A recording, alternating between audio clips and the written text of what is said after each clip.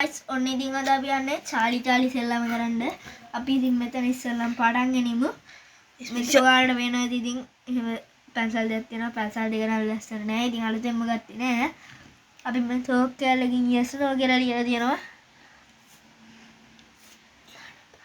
Charlie අපි දැන් යන්නේ චාලි කරන්න. ඔක්කොම කලින් ඔය ඩිපාර්ට්මන්ට් ලේ බින්දුවක් තියෙනින්ද අපි ඒක කලින් තිබ්බා. ඒක වීඩියෝ කරේ නෑ.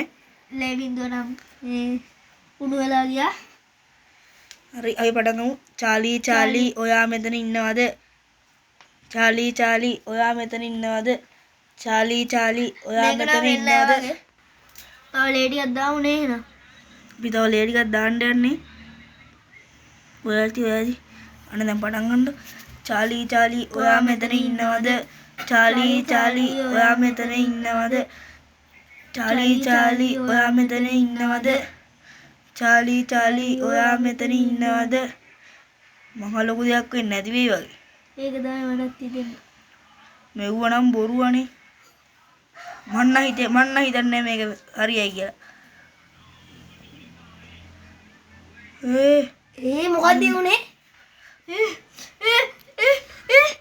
දුවන්. මොකෙලේ?